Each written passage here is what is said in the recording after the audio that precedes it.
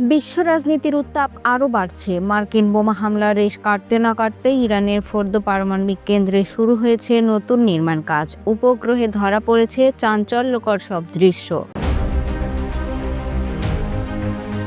ম্যাক্সার টেকনোলজিসের প্রকাশিত ২৯ জুনের স্যাটেলাইট চিত্রে দেখা যায় ফোর্দো পারমাণবিক কেন্দ্রে জোরে সোরে চলছে কাজ।